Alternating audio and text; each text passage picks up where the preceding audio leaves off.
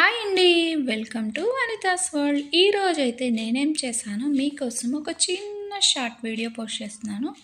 చూడండి, నచ్చితే లైక్ చేసి షేర్ చేసి సబ్స్క్రైబ్ చేసుకోండి. కానీ సబ్స్క్రైబ్ చేసుకోవడం అస్సలు మర్చిపోతే.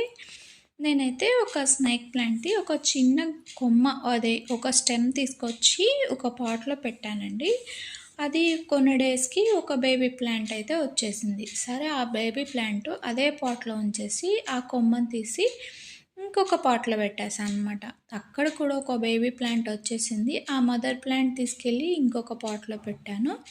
అక్కడ కూడా మనకి బేబీ ప్లాంట్ అయితే ఫామ్ అయిపోయింది. ఈ కళ ఫామ్ అయ్యాక ఆ మదర్ ప్లాంట్ అయితే ఎండిపోయినట్టు వాడిపోయినట్టు అయిపోయింది. ఇంకా దాన్ని తీసేసాను.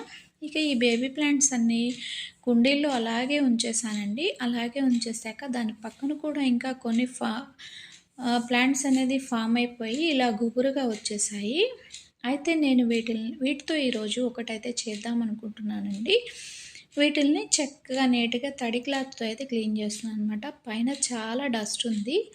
ఇక ఈ స్నేక్ ప్లాంట్ని నేను ఇండోర్ ప్లాంట్స్ కాగా పెట్టుకుంటే చాలా బాగుంటాయండి. మనకి చూడగానే గ్రీన్ కలర్లో కలర్ఫుల్గా చూడగానే చక్కగా కనిపిస్తాయండి.